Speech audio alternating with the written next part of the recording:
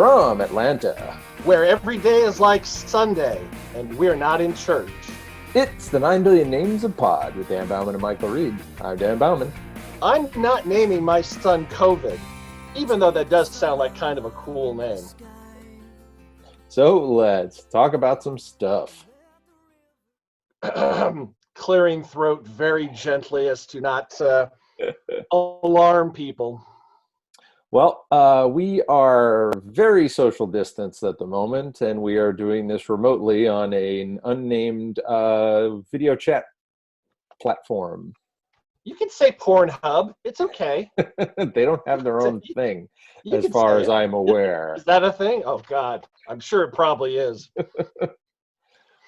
So, yeah, what have you been doing? This is an interesting new little wrinkle, because the last time we met was right before lockdown. Right. It was, we knew it was happening, kind of, but we weren't quite sure exactly how bad it was going to be, where it was going to go. And then I think within like 72 hours of our last recording, it was, oh yeah, bleach everything that that has gone out of the house, because you never know. Yeah, it went sideways fast, and it's been a couple of weeks since we got together, so we figured we'd step into the 21st century and try to at least get something together for folks and something to listen because doing to. a podcast via Telegram just isn't the same. Yeah, you get your horse sick that way. Exactly. Not by Pony Express. I mean, let's step into the 1850s, shall we? You know, we got the telegram going. Telegraph going. Just to start off at the top, we're both okay. Yes, You know? we are okay. Every time I get a bit of a runny nose, I'm going, uh-oh, is it just the pollen, or am I about to get sick? And then it goes away, and I'm like, okay. Yep, we are okay. Family's okay. Courtney's okay. We are safe at home. We are luckily we are still employed, and we have money in the bank, and we are doing okay. So we're just trying to help who we can, and keep low, keep out of sight. And doing a podcast really helps people. Yeah, it gives them. You know what? It's, if they're like me, they're finally catching up. I have recommendations for people. Oh, you got to watch this thing on Netflix. I just started a show called Abstract: The Art of Design, where each new episode is a designer who talks about their craft. And one's an illustrator who's done a lot of work for the New Yorker on the covers, those very inventive covers. Mm-hmm. The guy who designed the original Air Jordans.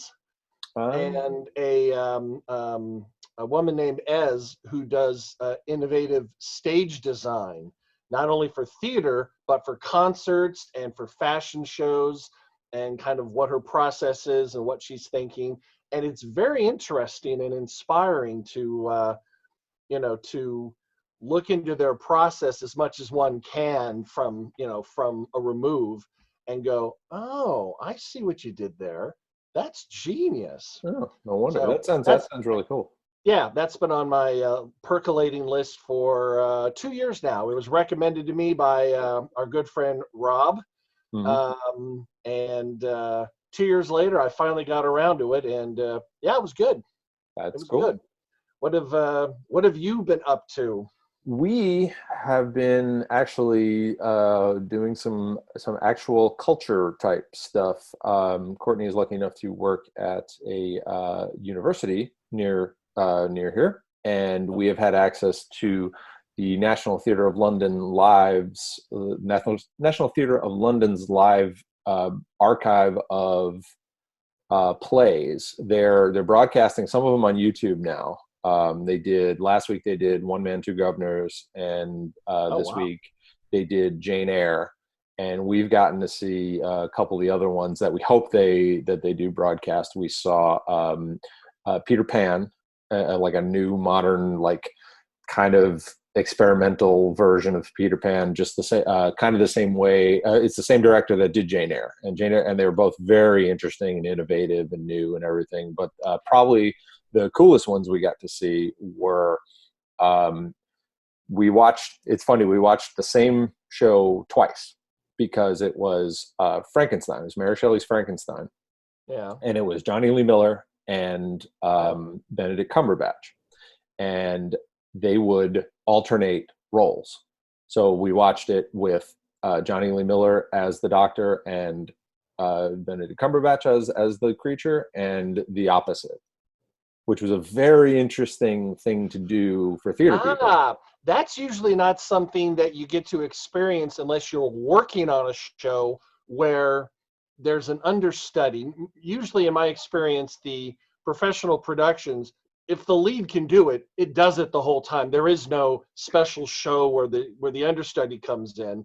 Well, They it's not do even an understudy. They would switch the roles. Right. What I'm saying is being able to see the same role being done by a different actor. 9 times out of 10, you don't go to the theater twice and happen to catch that.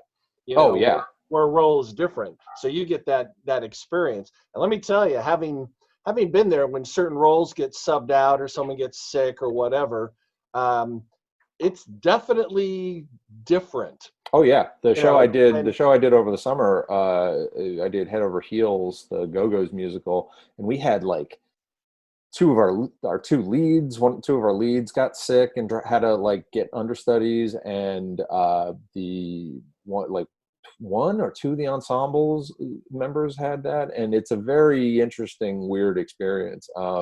Luckily, it changes things completely. It's a different show, and other people don't notice. And luckily, it was the intern company who did all the understudies, and they were spot on. They were on their game. So, but to see the same major production with the actors like interpreting the roles differently was wild. Right. It was really cool.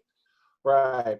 Well, as much as I like to say I'm going to delve into that stuff, I know that I will not, because I'm behind roughly about 2,000 movies and probably about, 1,500 hours worth of television that I'm backed up on, plus podcasts, plus doing some writing, plus trying to read, plus trying to catch up on my magazines, plus trying to run a house, blah, blah, blah, blah. So I may miss out on being able to watch all this great stage stuff online. Hopefully it'll continue afterwards. I was very happy that they were able to make arrangements, because I know there's a lot of, probably what they're showing in some cases perhaps are the theater safety videos or the archive video that was never meant to be produced. Now, some of them may be, I don't know what their arrangements are, but I know obviously you don't get to see a lot of, Broadway on television unless it was specifically done for that purpose. Yes. They very rarely will do that. That's why it's fun to watch the Tony Awards, because you can see at least one number, at least of the musicals being done, relatively fully staged and costumed. Mm-hmm. And, you're not going to, from what I understand, there's a place in New York where you can go and watch some of these archive videos, but you watch them it's like a library or an institute or whatever, and you can't take a copy home with you. You just experience it, and then you have to fuck off directly. Yep. So, being able to see some of that stuff is pretty cool. Have you been catching up on any interesting television shows? Yes, we did. We watched all through the Fosse Verdon. Finally. Oh my God, yes. Oh, that one episode at the end where he was contemplating taking his life and had that whole bit. Man, I'm getting choked up even now just thinking about that. It's kind of strange. I thought that was the whole thing was brilliantly done, but there were some episodes, like maybe one, maybe two, where it's like that could get condensed back down a bit. And they could have extended it out, because they jumped ahead in time dramatically at the end. But it all makes sense the way they paced it out relatively. It's just, I really wanted there to be so much more. So every opportunity, like, hey, this happened, why aren't they doing, but if they did the entirety of Fosse's life, I mean, good God, they could have done a 20-part, series. Yeah. I'm just happy that they did what they did, because for most people they're like, Fosse, who? Verdon, who? But for people like us, it's like, holy shit, that's, Yeah, and amazing. they couldn't have gotten better actors. Sam Rockwell Oh, and Michelle Williams, they were just perfect. especially Michelle Williams. I Yeah. mean, my God, she was brilliant. Didn't she? I think she won the Emmy for it too. She did. She won, and Sam Rockwell did not. But he got his Oscar recently, so you can't spread the love around, too liberally, I suppose, to one actor. But yeah, that whole just everything they did about that was wonderful, and I was very happy just to see all the nominations that show got. So you got that caught up. What else have you? Because we're gonna, over the course of the next year or so, like, oh, have you caught? And I'll say, what were you doing during quarantine that you did not get caught up on this show? So and so. We going along with and you might not even know about this. Going along with the play motif, we watched the original production of Fleabag last night, which is also available on Amazon. Yes, exactly. And in fact, that is on my list for either tonight or tomorrow. Yep. I'm starting a show tonight called Belgravia, which is the new series from Julian Fellows, who did Downton Abbey. Where is that available? It was broadcast in England, Okay. started about a month ago, and it debuts tonight, as we are recording this Sunday, on Epix, which, if you have Comcast, it is free for the next week or so. But they're going to dole it out one episode at a time, I think. I'm not quite sure what they're going to do. Got it. But I'm getting started with that. And of course, I get a little heads up on these things, and I'm not saying I have friends in England that sometimes will send me shows that I can't get here, but I do. Wow. So I'm ready to start the first 4 episodes of Belgravia. And Nice. could not be more excited, because I believe her name is Harriet, I want to say Walker. Do you remember the Emma Thompson version of Sense and Sensibility? Yes, I have seen it. Courtney has seen it a million times and loves it. As I have. The actress who played Fanny in that is in Belgravia. So I'm automatically like, oh, she was a horrid person. Her character was just terrible, but she did it so well in Sense and Sensibility. So I'm very keen to see what she does in this one. Cool. So, but one show that I started, kind of, I don't know why I started it. I was like, well, let me try it. Have you heard of Castlevania? Yes, and I've heard actually good things about it. It's very. Do you remember Star Blazers from? I do. Yes. It's nothing like that, but it gives me that kind of epic animation, long form feeling that Star Blazers had. You know what I mean? That like, here's an animated show. It's done well artistically, and it tells a long form story. I'm in series 2 right now, and I think there's a total of 3. So I've been into that, and the voice talent is pretty darn good, and they get to say fuck. So it's lovely. Wow. It's lovely. That's one of the downsides to a lot of things, when a fuck you is needed, a darn you or a damn you is given. You're like, no, your character would not do that. Your character would, yeah. So, yeah. And this, obviously it takes place in, I think, the 15th century in Wallachia, but they're pretty much speaking, as we would today. Yeah. They don't dress it up very poshly, but it's good. I like it. I like it a lot. Based on a old side-scrolling Nintendo game. That's what I understand. A very, very, very hard game where you play a guy trying to beat vampires with a whip. Right, and we have that character. Yeah. We have the character with a whip, and let me tell you, Indiana Jones, amateur. He's able to do stuff with a whip over much greater distances. Yes, it was a very intense whip. I mean, yeah, in that the whip could game. like go down the street around the corner and, take your shorts off, pretty pretty high skill there. We also, speaking of animation, we've been jumping on the Disney Plus a lot, Yeah. and I've been catching up. I'm all caught up on Clone Wars, which they're doing the brand new season of it, which was last year. They're like, oh yeah, by the way, everyone knows about the Mandalorian, and by the way, we're doing another season of Clone Wars. And everybody went, what? And so I'm caught up on that, which is it's going a little slow, but it's good. First couple episodes are real good.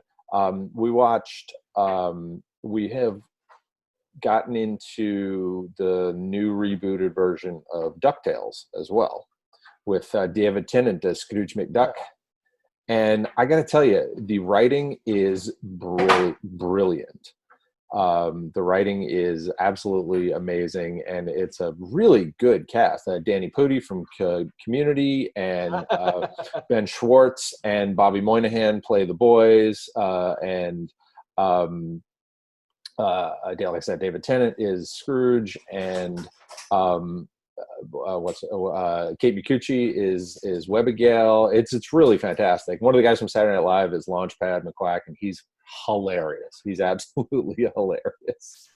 Did you by chance catch the first new episode of SNL that came out last night? We're about to watch that. It should be up on Hulu by now. Yeah, I saw bits of it, and we were like, no, we got to watch this. We got to watch what they do. Yeah, I got to tell you, it's pretty much like every other episode of SNL. There's some funny bits. Mm-hmm. Most of it is just kind of like, So they have not gone down in quality, but they also have not gone up in quality. And you can see where some people put in a lot of effort in their home to, because people might not understand. The people that are doing the acting, they don't write this stuff. A lot of the performers do write their own stuff, but a lot of them don't. And coming up with stuff, unless you have access behind the scenes to like a writer's room, which is possible. They don't show that on the regular show or on this show. So, you're thinking, is this all they could come up with on their own? If that's the case, yeah, they did okay. It was, it wasn't too bad. And they gave a shot to pretty much every cast member. A couple of them teamed up on some stuff, and they did a weekend update, and it was okay. It was okay. So it's an enjoyable watch. And of course, they lost one of their big music guys to COVID-19. You know that, right? Yeah. Their guy? Yeah. I can't remember his name off the top of my head, but he had been with the show, I think, since like the 80s. Oh, wow. I didn't know that. And at the very least, the very, very early 90s. I'm trying to remember. They brought back a lot of people. There's a thing at the end that, just hand the box of tissues to Courtney, because she'll be ready to let loose with the waterworks. Well, speaking of that, going back to the Disney Plus, we watched the Pixar movie Onward, which was only released about a week, maybe two, before lockdown happened.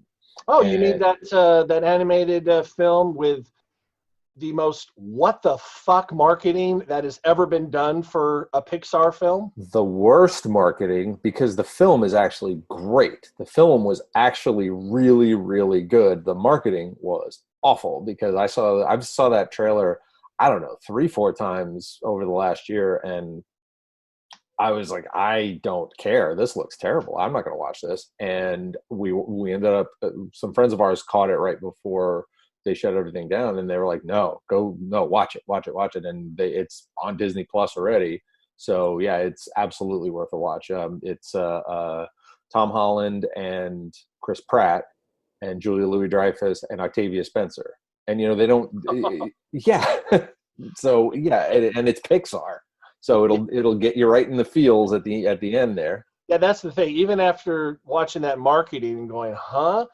I said, it's a Pixar film, so you know what? I'm sure the guys that created the film did not cut together the trailer, perhaps. No. So I'm going to say I'm going to trust Pixar, because even at their, shall we say, quote unquote, worst, is 100 times better than most. Yes. So even the most lackluster, like, I'm not a big fan of Ratatouille.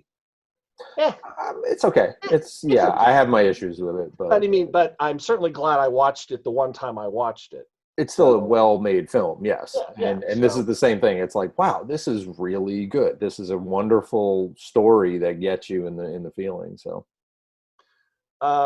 speaking of animation and speaking of things that are coming back, have you heard the announcement of what show is coming back?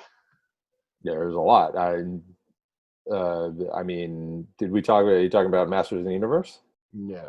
Oh, okay. Then no. Pinky and the Brain. Oh, Animaniacs is coming back. Yeah, and all the voice actors are back on board.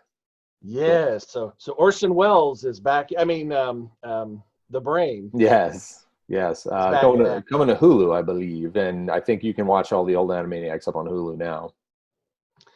That's and you know what? I never gave Animaniacs much of a shot back in the day, but I've heard some of the tunes. I'm like, I really need to. It's on the list. Yeah, it's on the list. I remember watching it back in the day, and it was funny because I follow a lot of voice actors on Twitter and stuff, and they were like, and they follow and respond to you, Dan Bauman. Every now and again, I get lucky. But Rob Paulson and Maurice LaMarche, who have been in everything, Futurama and Animaniacs, they are Pinky and the Brain, and they were like, yeah, we got a session today for a thing we're not allowed to talk about, and everyone knew that it was coming back. So yeah, just because you get shown together and you can't say, everyone knows. Here's a photo of the whole Animaniacs crew for no apparent reason.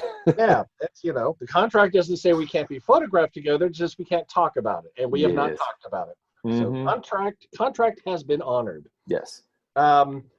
Heading back to SNL, I watched just last night a new documentary called I Am Chris Farley.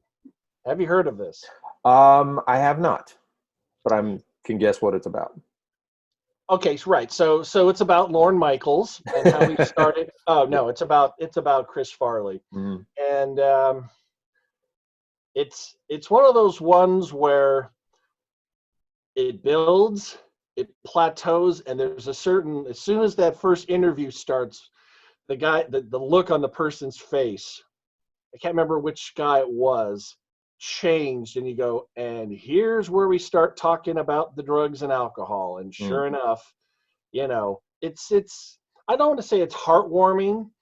It's the first 2/3 of it are nice. You get a little bit of an insight into Chris Farley's life, and then of course talking about I did not know this. Chris Farley and John Belushi died at the same age, 33 years old, of the same drug combination, speed and opiates. I think his Farley was not speed, cocaine, cocaine and morphine, and Belushi was cocaine and heroin. So pretty much the same ish. And yeah, that was kind of a bummer. But they sprinkled it liberally with some of Farley's greatest bits, so it kind of kept it from becoming a real downer.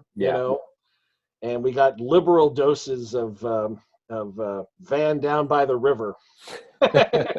Matt Foley.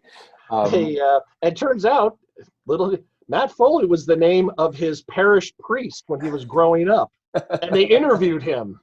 Wow. And they even interviewed Christina Applegate, who was the other teen on the couch with David Spade when that character was introduced to SNL. Little did I know, he had been doing that character at Second City for a long time, That makes and it sense. was legendary there, but they weren't sure about doing it on SNL, and then they did it, and it was, One of the most classic bits of oh that my God, yes, absolutely. season. So that was I'm glad I watched it, Hmm. not one of those you know great experiences just because you know how it's going to end and you're already a little bummed when you start, because Yeah. if you're interested enough to watch it, you know how it's going to end, and you're just kind of like, I'm waiting for um, uh, the documentary on Phil Hartman. Yeah. Why hasn't somebody done that? I mean, I don't. Of course, the ending to that one is just, in my opinion, 100 times more horrifying Much than Chris worse. Farley's because of what. Oh God, Because it wasn't, his own fault, really. He no, was, he nope, nope. was, by all accounts, one of the best guys around, and to go out that way is pretty awful. Yeah, and that's it's Well, speaking of documentaries, we literally today, we haven't finished it. We just started one that I think you'd get a kick out of. It's on Netflix, and it's called Bathtubs Over Broadway. And it is he's evidently one of the head writers on Letterman for a bunch of years. And they were doing a bit called Dave's Record Collection. So he started, finding goofy songs, and he found this genre of basically what it like an industrial film is, yes. like for like Home Depot making their safety video. Evidently there was a time where they were doing musicals, like Oh yeah. Broadway musicals, and he made a documentary of all these weird ass song, it's everything's coming up Sitco, and shit like that. We haven't finished it yet, but it was fascinating, the bits we've watched. I'm gonna have to check that out because I am aware of that whole genre. And the fact is that, 80, from what I understand from the little bit of reading I did back when I discovered it, 80% of the stuff is just dreck, but 20% of it roughly, wow, there's some real skill and some real, snappy writing being done for these musicals. Well, and they were talking about, oh, can you imagine what the people must felt like doing that? And we were like, it's just a gig. It's just like doing an industrial film, like doing a commercial Yeah, for a Home Depot or whatever. it's a paycheck. I mean, there's art that you pour your heart and soul into, and then there is art you do for hire that you do to fulfill someone else's needs, and it's a paycheck, Yeah, and you can do both, or you can do one or the other, and that's fine. If you're getting what you need, either in artistic, satisfaction or a damn paycheck so you can live, there's no shame in doing whatever combination of those things you need to do. yeah, That's yeah. why I've kind of given up quite a while ago, having sniffing my nose in the air when I hear a popular song in a commercial.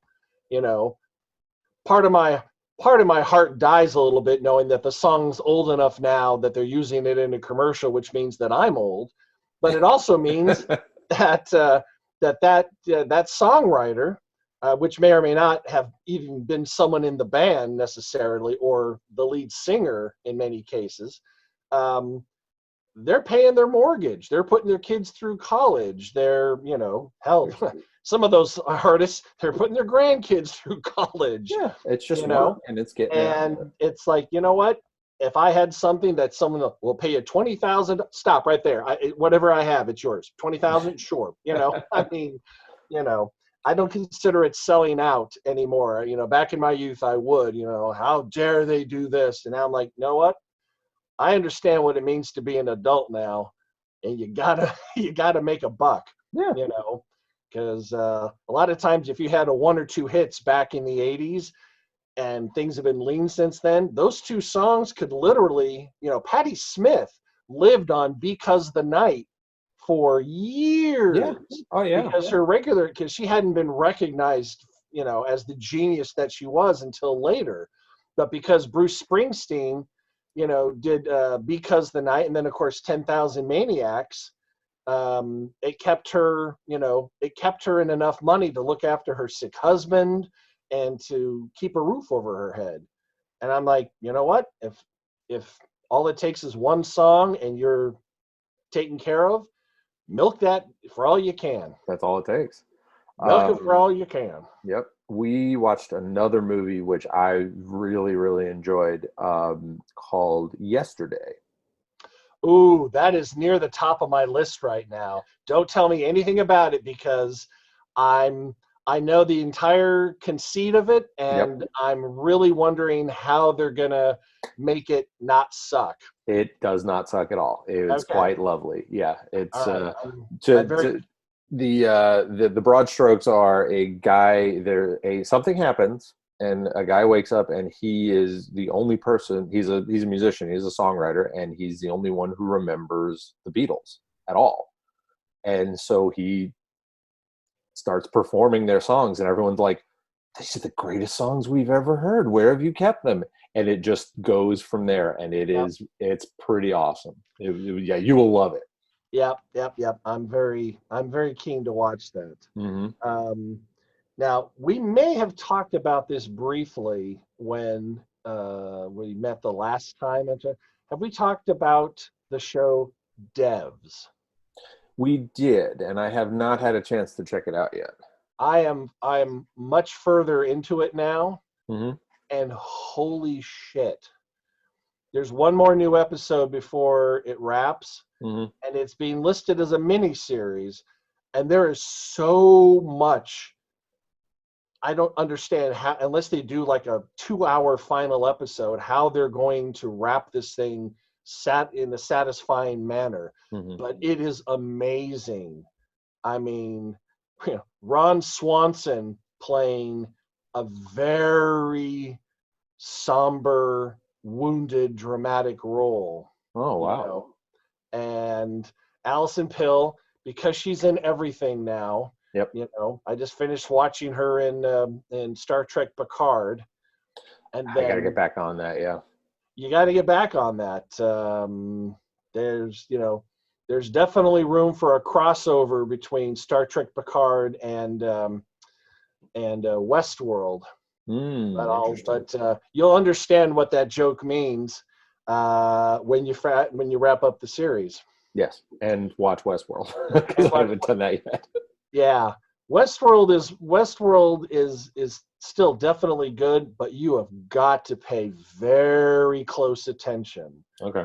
I mean, because brains are being put into other bodies, things are happening, a lot of flashbacks. It's hard to keep track of who is who and what is what from one moment to the next. Got it. So if you're not paying very, very close attention. Season 3 of Westworld is excellent because they brought in, not Ryan Paul, the guy from Breaking Bad. Aaron Paul, there we go, and BoJack Horseman. He is in it now, and he's in a key, really a pivotal role in season 3.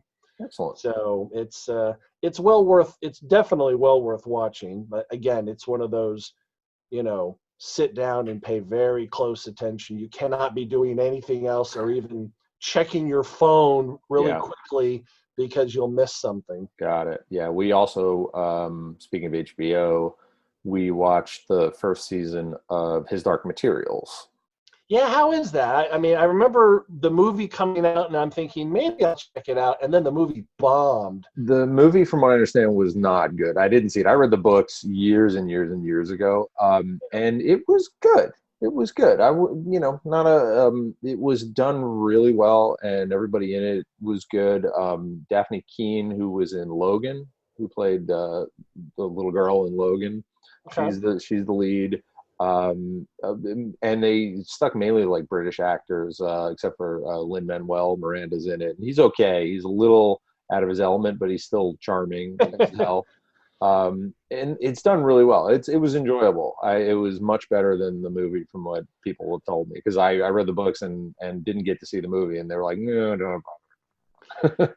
Yeah, well, the fact that they spent all that money on that big film, it bombed, and then, there's a lot more story to tell, and they did not tell it. Yeah, and they're going for it, and it gets the books get very questioning of religion, and Yeah. they're doing it, and it I realized it's Philip Pullman who wrote the book is the executive producer, so they Oh, that's good. that always helps. Yeah, it's like they fucked up my movie, I'm going to do it right this time. When you have buy-in from the original creator, that always bodes well. Yeah, and it's easier to take a 400-page book and make it into a 10-part miniseries than a 2-hour movie. Speaking of creators having buy-in, or in this case, having no buy-in whatsoever and being anti-buy-in, did you watch Watchmen on HBO? I did.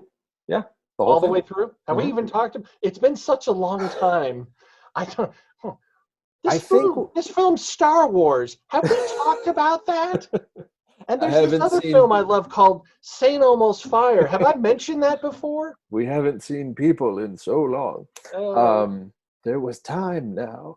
No, yes, I think we talked about it, but I don't think we talked about it after it was over. Maybe we did. I think we did. But yes, you were never going to get buy-in from that creator, though. No. The fact that he relinquished any rights to, it's like, I'll take the money, but I reserve the right to bitch about it every second. And you know what?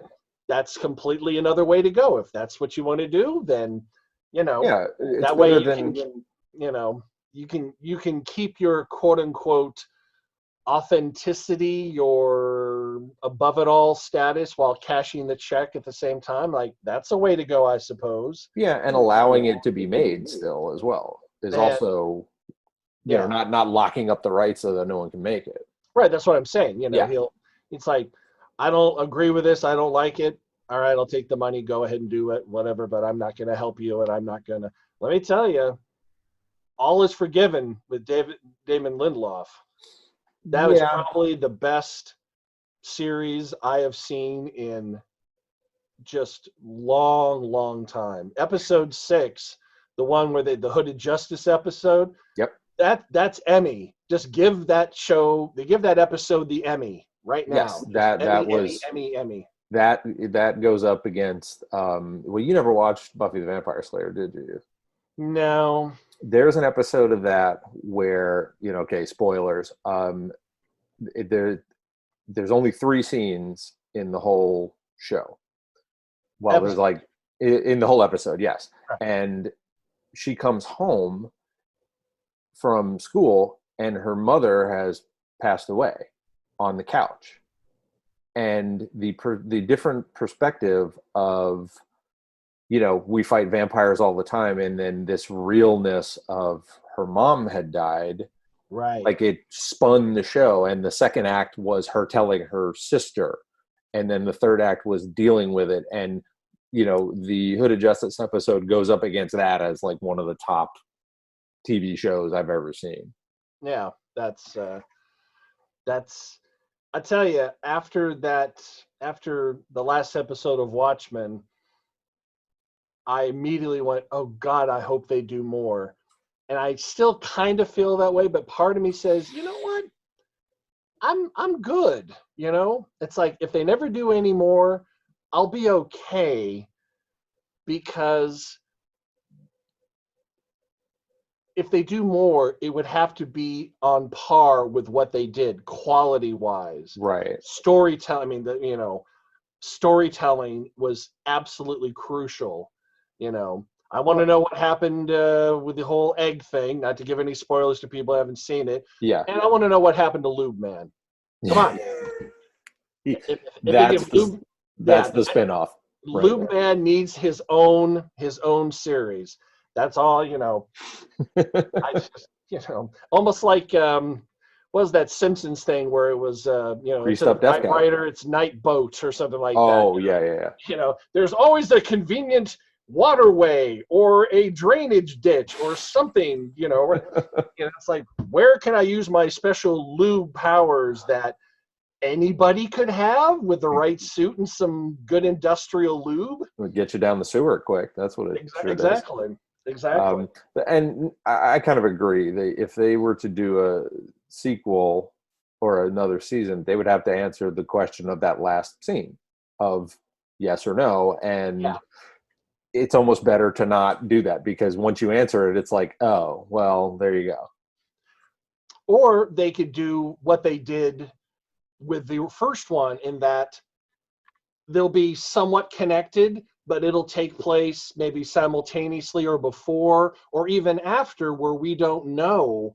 It takes place in that universe, but isn't a direct sequel, That's at yeah, least that could time work. wise. Yeah, that Because could work. between Watchmen and the movie, or the graphic novel, and the series, what was it, like 30 years, 35 years Yeah, something different? like that. Yeah. So who's to say we don't jump another 35? And whether the question of the last episode was answered yes or no, we don't necessarily have to have that be known, Yeah, you could still refer to that character, but not know.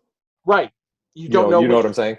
you don't know which Yes, which iteration it could be, because yeah, exactly. because I it mean, we just never could found be. out who that character actually was Hmm. until what episode, I'm going to say Seven, 7, six, seven. Yeah, seven something or eight. like that. Yep. So yeah, so well done with that. But please, getting back to Devs, put it on. It's on Hulu. Okay. It's only like, I think, 7 episodes and done, and it wraps this Thursday.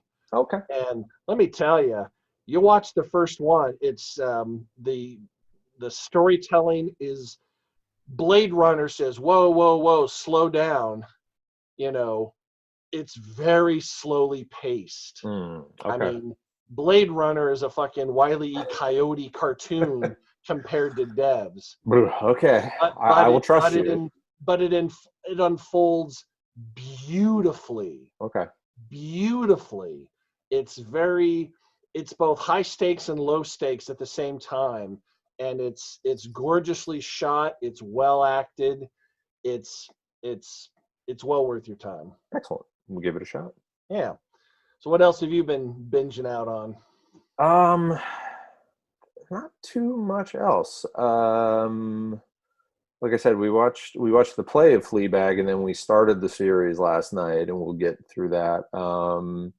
We've been actually doing, like, trying to do uh, actual constructive work type things during the day and keep a regular schedule and Yep. stuff.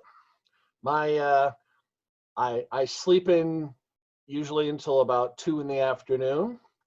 Do my work stuff and be productive until about 8 or 9, and then watch about 4 hours of whatever. I've just discovered that one of the greatest anthology dramas that have ever been broadcast are only available as bootlegs. Have you ever heard of Playhouse 90? No, I don't think I have. I don't know the specifics. I believe it was 60s or 50s, early 60s. It's roughly about, each episode's about an hour 15, which of course I'm thinking maybe that meant it was 90 minutes with commercials back then. But this is something that would have been around. I believe Rod Serling wrote for it. Oh, so But it's not. It's pre-Twilight. not. Yeah, but it's not necessarily a Twilight Zone type show. It's just a self-contained, you know, anthology where each Hmm. episode is different. I've only been able to find 4 episodes available out and about. Apparently, Interesting. it's locked up in rights or something like that, because not only is there no DVD available now, the history says there is no DVDs that have ever been put out. It's not Interesting. available on demand. It's not available for streaming. It's just not there. So I'm getting ready to delve into that. So I'm very keen to to be checking that Interesting. out. So and I've also started 2 shows. One I've already finished. One I'm only in the first season. I have completed both seasons of Shrill, I which don't is even know also that. on Hulu. Which is also on Hulu. That's Adie Bryant's show, Oh, okay. and it's nice. It's a little it's a little painful to watch sometimes, not because it's bad, but because of the content, Yeah. you know. But it's also kind of uplifting and empowering in ways. Kind of like life. Some days are shit. Other days you feel like, you know, you're a rocket to the moon. Gotcha.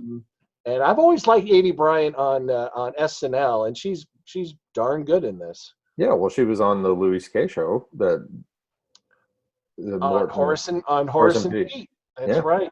And that's and another one. I'm trying very hard not to rewatch oh things. no, I can't do that again. It was brilliant, but no. And I have, and now with revelations of conduct, it's like you can't. It's hard to watch Louis C.K. do anything, and that show Well, was just depressing as fuck. oh yeah, it is. It is. Yeah, it's like, it's absolute. Morrissey's music is cheerful by comparison. Yeah. Yeah, it's like Morrissey is like the Banana Splits with the Brady Bunch singing compared to Horace and Pete, which is just unrelentingly grim, but really well done.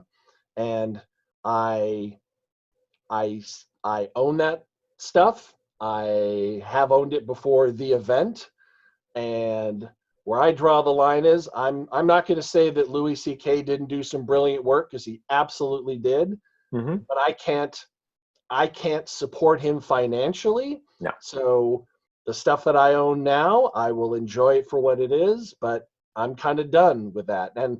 And I only realized a couple weeks ago that I was still on his mailing list, because apparently he doesn't do mail, and apparently he has a new stand-up special that he's selling on his website. Yeah. And I'm like, I mean, you didn't actually touch somebody, so I don't know, 5 years away? I mean, it's kind of hard to arbitrate where I feel Louis C.K. should have a way back at some point, but he was starting to do stand-up like 10 months after the event. I said, dude, that's too soon. Without now, obviously, much. we've said this for people like, Harvey Weinstein, there is no coming back. No. Ever. No. Even without the jail and stuff like that. There's no coming back. With Louis, give it a number of years. And some actual attrition to the whole thing, like actually apologize, or, just be more than flippant about it.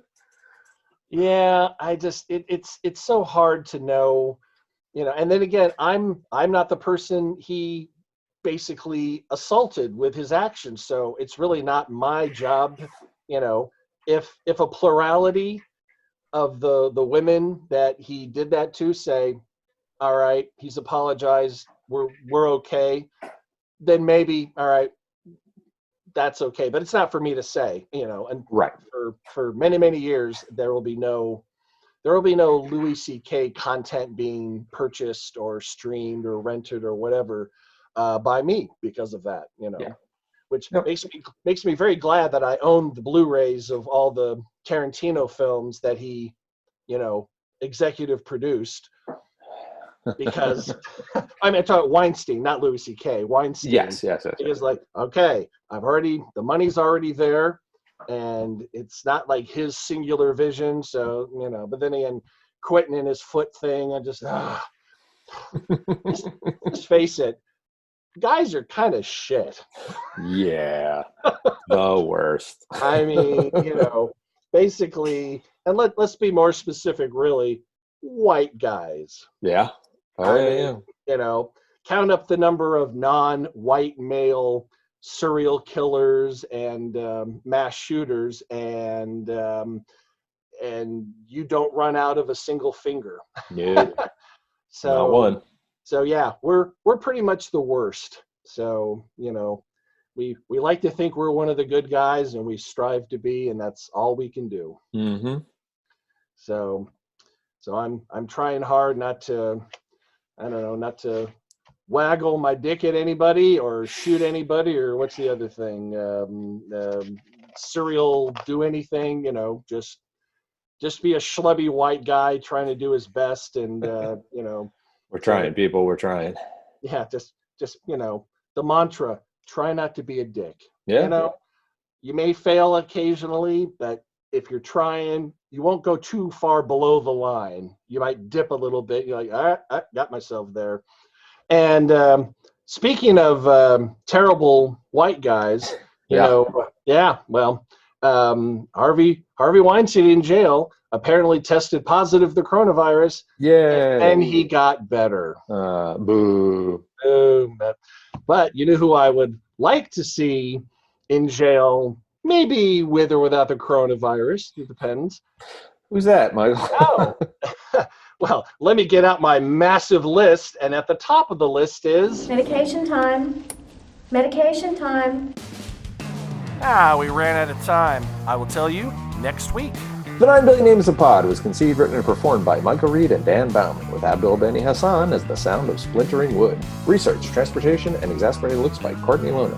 Technical assistance by Cubase, Pro Tools, Skynet, QLab, Deep Thought, Big Brother, and Eddie, your shipboard computer. Financial consideration provided by the Wayne Foundation, Stark Industries, the Prana Brothers, and LexCorp. Legal counsel by the offices of Howard and Fine. Haven't even made a dent in the Netflix list at this point with all the binging. Yep. Our intro music was written by Tim Akers. This podcast is sponsored by Deep Shack Records and is a production of Audio Primate. Throw us a couple stars on iTunes, why don't you? Listen, watch on YouTube. Stream us on Spotify. Listen on Soundcloud. Stream us on Stitcher. Like us on Facebook. Follow us on Twitter or email us. comlink@billionpod.com. And until this happens again, I'm Dan Bauman. I'm Michael Reed. Hello, Z.